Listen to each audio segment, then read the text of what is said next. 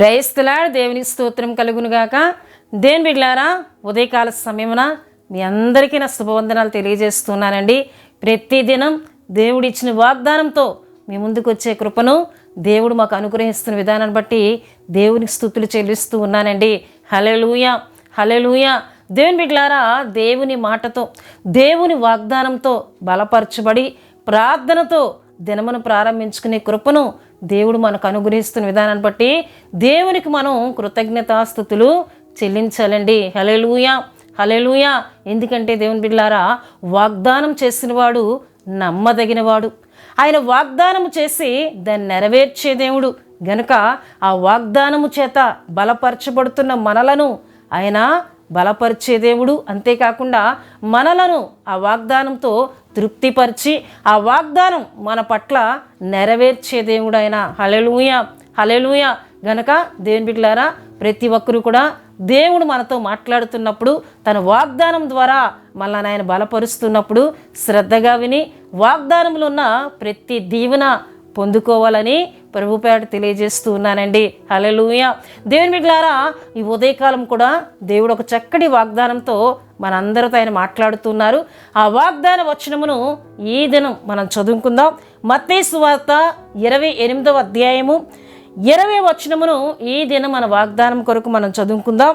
నేను మీకు ఏ ఏ సంగతులను ఆజ్ఞాపించుతునో వాటినన్నిటినీ గైకొనవలనని వారికి బోధించుడి. ఇదిగో నేను యుగ సమాప్తి వరకు సదాకాలం మీతో కూడా ఉన్నానని వారితో చెప్పెను. హల్లెలూయా, హల్లెలూయా.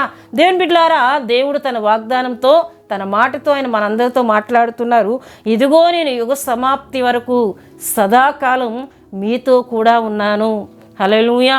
యేసుక్రీస్తు ప్రభువారు ఆయన శరీరధారిగా ఆయన వచ్చి కలువరి శిలువపై ఆయన ప్రాణమును మనందరి కొరకు ఆయన చిందించి తన రక్తమును ఆయన కార్చి 3వ దినమున దేవుని బిడ్డలారా ఆయన తిరిగి లేచి మరలా తన శిష్యులకు ఆయన కనబడుతూ వారి మధ్య నిలిచి ఆయన మాట్లాడుతున్న మాటలుగా దేవుని బిడ్డలారా ఈ మాటలను మనం చూస్తూ ఉన్నాం. ఆయన వారితో చాలా విషయములను ఆయన బోధిస్తూ దేవుని బిడ్డలారా 20వ వచనముకు వచ్చినప్పటికీ ఆయన అంటూ ఉన్నారు, నేను మీకు ఏ సంగతులను ఆజ్ఞాపించుతునో వాటన్నిటినీ గైకొనవలనని వారికి బోధించుడి.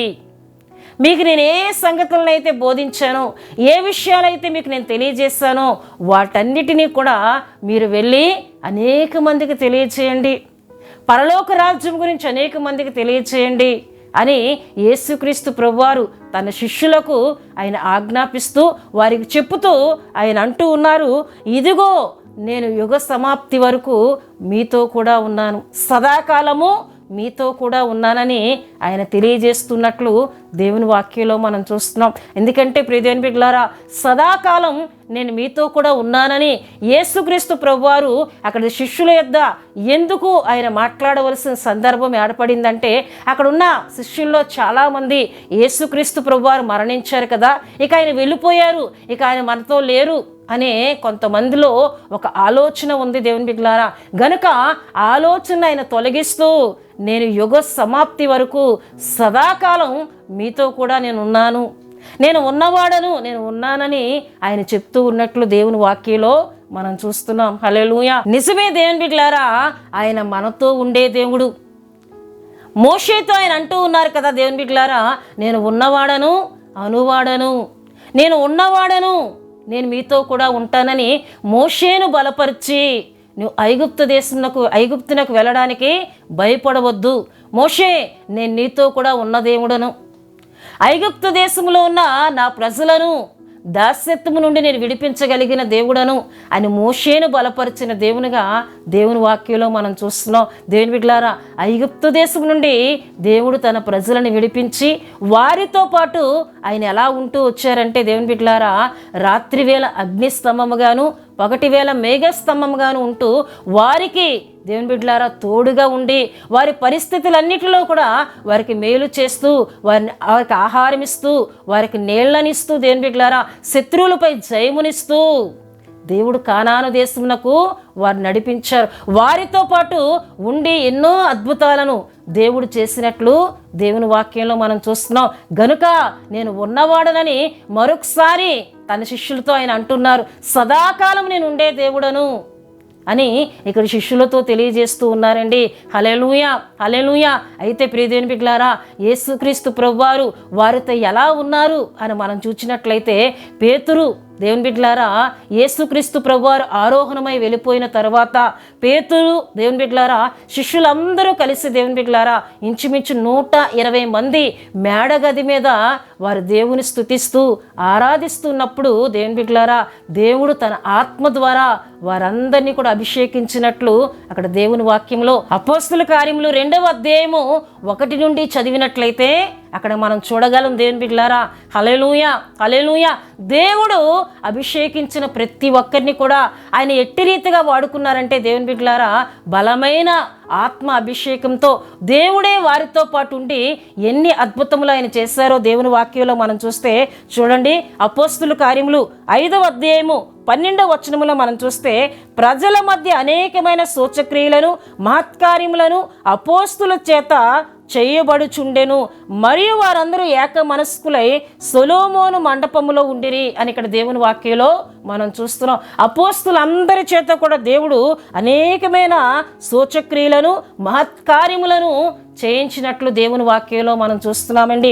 అంతేకాకుండా దేవుని బిడ్డలారా పేతురు గారి ద్వారా దేవుడు ఎటువంటి అద్భుతములు చేశారని మనం చూసినట్లయితే 15వ వచనములో మనం చదివినట్లయితే, అందుచేత పేతురు వచ్చుచుండగా జనులు రోగులను వీధుల్లోనికి తెచ్చి వారిలో ఎవరి మీదనైనను అతని నీడైనను పడవలనని మంచముల మీదను పరుపుల మీదను వారిని ఉంచిరి.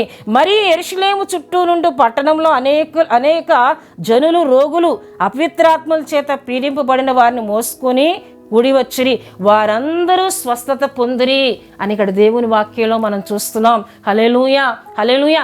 ఎటువంటి మహత్కార్యములను ఎటువంటి సూచక్రియలను దేవుడు అపోస్తుల ద్వారా తన శిష్యుల ద్వారా ఆయన జరిగించారంటే, పేతురు గారు నడిచి వెళ్తున్నప్పుడు అతని నీడైనా పడవలనని అనేక మంది రోగులను తీసుకొని వచ్చి అక్కడ పెట్టేవారు. దేవుని బిడ్డలారా పేతురు నడిచి వెళ్తున్నప్పుడు ఆ నీడ పడిన వారందరూ కూడా స్వస్థతను పొందుకున్నారని దేవుని వాక్యంలో మనం చూస్తున్నాం. అంటే పేతురులో ఎవరున్నారండి?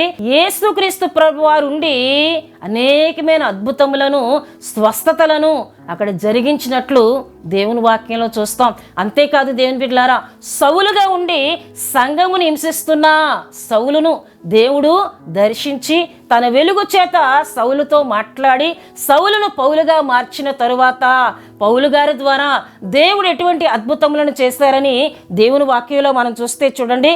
అపోస్తుల కార్యములు 19వ అధ్యాయము 11వ వచనములో మనం చూస్తే, మరియు దేవుడు పౌలు చేతి విశేషమైన అద్భుతములను చేయించెను, అతని శరీరమునకు తగిలిన చేతి గుడ్డలనైనను నడికట్టైనను రోగుల యొద్దకు తెచ్చినప్పుడు రోగములు వారిని విడిచెను, దెయ్యములు కూడా వదిలిపోయెను. హల్లెలూయా, హల్లెలూయా.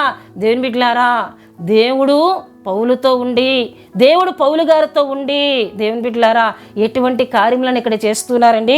విశేషమైన అద్భుతములను ఆయన చేస్తూ ఉన్నారంట.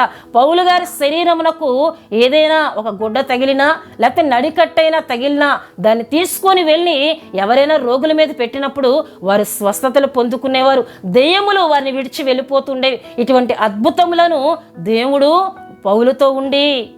పౌలులో ఉండి పరిశుద్ధాత్మ దేవునిగా దేవుని బిడ్డలారా అనేకమైన అద్భుతములను అక్కడ చేయించినట్లు దేవుని వాక్యంలో మనం చూస్తున్నామండి. దేవుని బిడ్డలారా యేసుక్రీస్తు ప్రభువారు అంటున్నారు, ఇదిగో యుగ సమాప్తి వరకు సదాకాలము నేను మీతో కూడా ఉన్నాను. హల్లెలూయా. దేవుని బిడ్డలారా మనతో కూడా ఆయన ఉన్నారు, మనలో ఆయన ఉన్నారు. నేను మీతో ఉంటాను, మీలో ఉంటానన్న దేవుడు మన ద్వారా అనేకమైన అద్భుతములను ఆయన చేయగలిగిన దేవుడు. మనం విశ్వసించినట్లయితే మనం ఎవరి కొరకు ప్రార్థన చేసినా దేవుని బిడ్డలారా వారి పక్షంగా కార్యములను జరిగించే దేవుడు, అద్భుతములను జరిగించే దేవుడు. మనం నమ్మినట్లయితే మనతో ఆయన ఉంటాడు, మనలో ఆయన ఉంటాడు, మన ద్వారా గొప్ప అద్భుతములను చేస్తానని ఉదయకాల సమయంలో ఆయన మాట్లాడుతున్నారండి. గనక ఈ వాగ్దానం నమ్మి విశ్వసించి ఆయన నాతో ఉన్నాడు, నాలో ఉన్నాడు, నేను ప్రార్థన చేస్తే ఎలాంటి కార్యమునైనా చేయగల శక్తి కలిగిన దేవుడని విశ్వసించి ఈ వాగ్దానములను దీవెనలను పొందుకుందాం. ఆమేన్. దేవుడు తన వాగ్దాన మాటలను దీవించునుగాక. దేవుని బిడ్డలారా, మీ అందరి కొరకు నేను ప్రార్థన చేస్తున్నాను. ప్రతి ఒక్కరు కండ్లు మూసుకొని తల వంచి ప్రార్థనలో నాతో ఏకీభించాలని ప్రభుపేట తెలియజేస్తున్నానండి. మహాపరిశుద్ధుడా, ప్రేమ కలిగిన తండ్రి, కృప కలిగిన యేసయ్యా, మీకు స్తోత్రములు చెల్లిస్తున్నాను నాయన. ఉదయకాలం చక్కటి వాగ్దానం ద్వారా మాతో మాట్లాడారు, మీకు వందనాలు చెల్లిస్తున్నానయ్యా. నువ్వు మాతో ఉంటానంటున్నావు అయ్యా, సదాకాలం ఉంటానంటున్నావు, నీకు వందనాలు. మాతో ఉండి మా ద్వారా అనేకమైన అద్భుతములు చేస్తానని అయ్యా నీ వాక్యము ద్వారా మా అందరితో మాట్లాడారు, నీకు స్తోత్రాలు చెల్లిస్తున్నాను నాయన. అయ్యో నాయన, ఈ వాగ్దాన మాటను ప్రతి ఒక్కరు నమ్మి విశ్వసించి అయ్యా దీనిలోని ప్రతి దీవెన పొందుకోవడానికి సహాయం చేయండి. దినమంతా మీ కృప, మీ కాపుదల, మీ సంరక్షణ బిడ్డలందరికీ దయచేయమని, ప్రయాణంలో ఉన్న వారికి నీ కాపుదల అనుగ్రహించి దినమంతా మీ సన్నిధి ఉంచమని యేసు నామములో అడుగుచున్నాం తండ్రి. ఆమేన్. యేసు రక్తమే జయం, ప్రభు యేసు రక్తమే జయం, ప్రభు యేసు రక్తం సంపూర్ణమైనది, అపవాది క్రియలకు అనంత నాశనం కలుగునుగాక. ఆమేన్, ఆమేన్, ఆమేన్. దేవుడి మిమ్ములను, మీ కుటుంబములను దీవించునుగాక. ఆమేన్.